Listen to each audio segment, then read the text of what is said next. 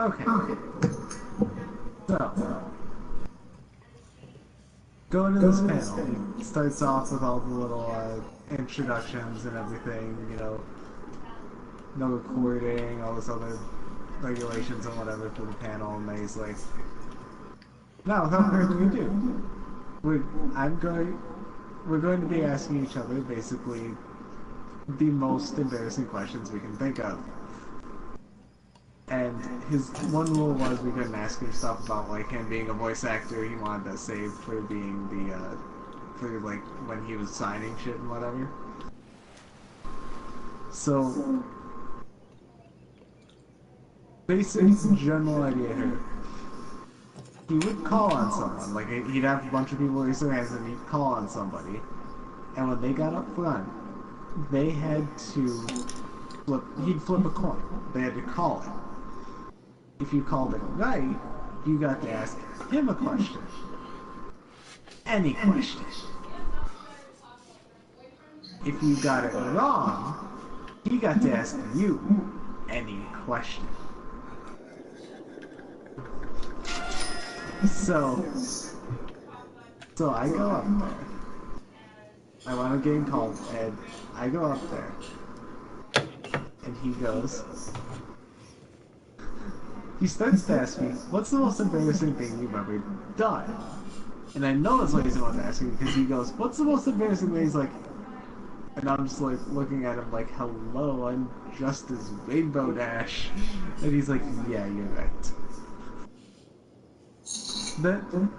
Then so he kind of steps back, he like reevaluates what he's gonna ask me, and he goes, okay, what's the most embarrassing thing you've ever done during sex?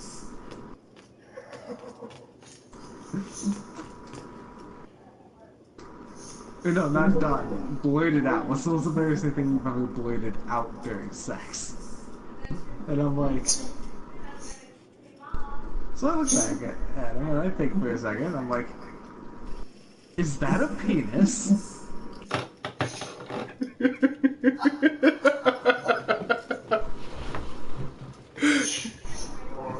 And he just looks at me like, well, explain. And I'm like, okay.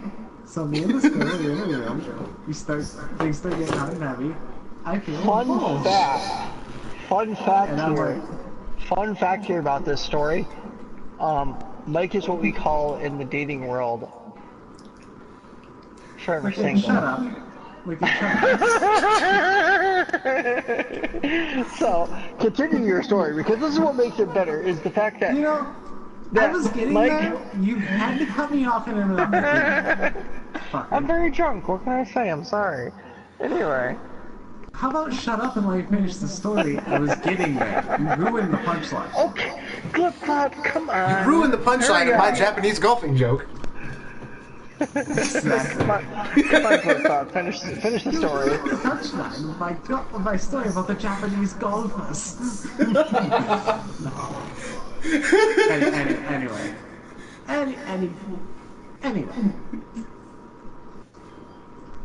So I'm like, you know, getting hot and heavy with a girl in a room, and I notice a bulge, and that's when I say, you know, is that a penis? And the answer was yes. Yes, it was. And then he just looks at me, and after a second he's just like, well, did you stop? And I'm like, you know, and he's like, well, did you continue? And I'm like, who wouldn't? She had both parts. No, Shark, even better. When he said that, keep in mind, he's at a convention around a bunch of people. Yes, I'm literally in a room with easily 150 to 200 people. Yeah. In like a little stage hall. And I am dressed as you saw in that picture. Now here's the real super kicker about this story. I've never had sex. Mike's never had sex, but here's the even bigger thing. Mike used to work at Radio Shack, and at Radio Shack there was a what, Mike? What? Well, you told me that, I'm pretty sure it was Radio Shack, about the girl that works at your, at Oh there, God, but... yes. There was a Okay. transgender coworker of mine that I was friends with for a minute at Radio Shack. Here's the best thing about this story. Mike never had sex. Mike makes that comment. Mike knows his coworker that is like that. I'm starting to put two and two together very, very slowly upon realizing this.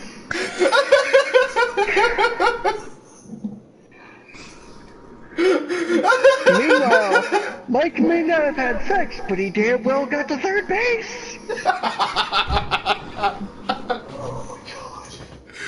Oh, fuck. Oh, my God. I am so glad I recorded this. I am too, because I totally forgot to hit record on my shit. Mike, hang on, I have one question. The entire time this was going down, was this kind of music playing? Hang on. No, hang on. Was this playing?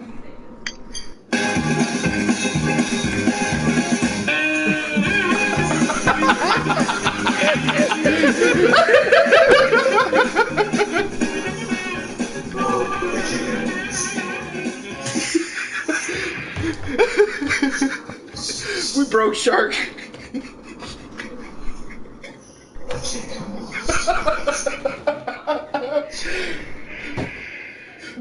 Looks like I haven't been drunk enough for this.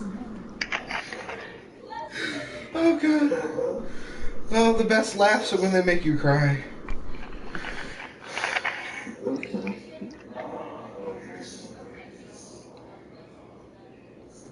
Oh, poor baby.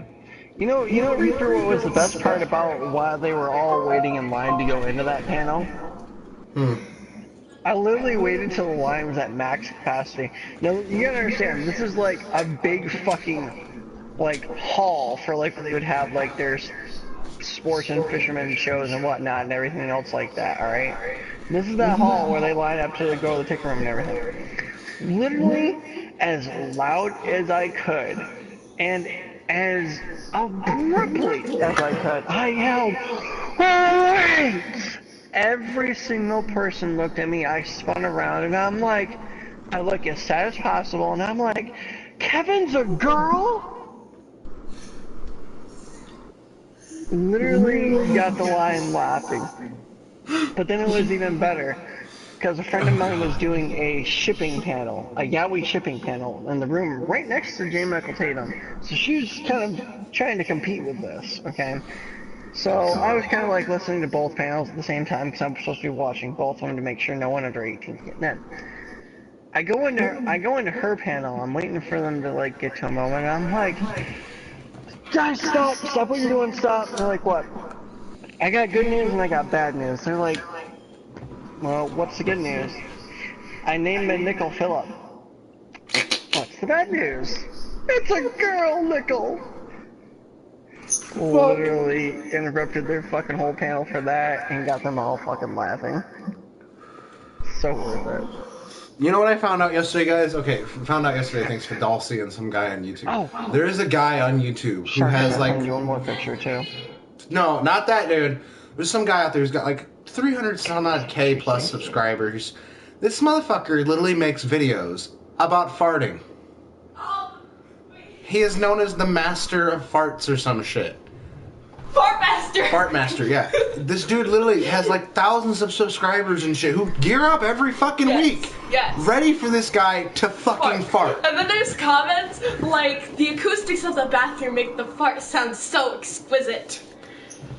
That's depressing. Dude, I was like... And then there's this old guy who does these videos like... Oh my god, yeah. He's like dancing like... Mike, all I thought was, I was like... Dad, is that you? No, all I thought was, Mike? Is this you? Dad, get off the internet. He's like dancing to like seductive music and he dresses up weird. It's hilarious. Promo for Pink Floyd's Dark Side of the Moon. Hey, Shark, I sent you another picture. You'll probably like this one. You know who the guy This is isn't that that was head in that video. We picture don't have a with me? disclaimer on this. That's the voice of adult Gohan and the announcer of Dragon Ball Z. Yep.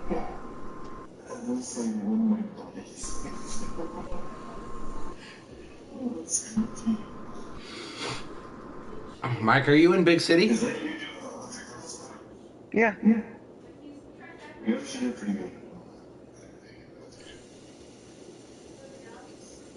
You should see the, I think I got a picture of the back. Hang on. Only thing is, with that beer gut, it looks like Cade been on retirement for like 10 years.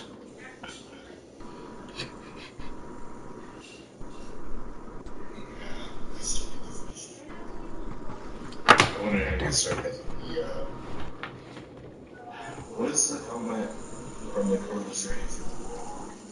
What is this? Subscribe to this video and have a chance at winning one of these 2 yeah. spinners. Death Singer's Gaze or whatever. I started making that out.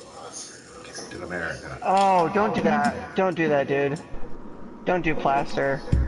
It's a bitch. It's super fragile. It gets really hot. It's hard to breathe. Don't do it. Trust me, don't do it. Dude, don't even do that. Dude, if you want to get that helmet made, either get someone to 3D print it for you, or sit there and you can make it out of EVA foam. Literally, there is, I'll have to find it, but there is a thing on the web if you look up, like, instructions on how to make Destiny cosplays. There's literally, you know how there's, like, those coloring books that are, like, colored by number?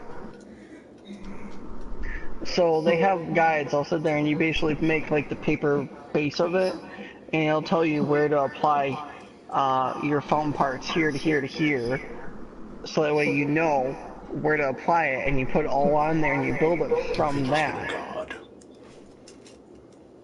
And it's so much easier than doing that. Dude, trust me, you do not want to do plaster. Place that like button. Oh, yeah.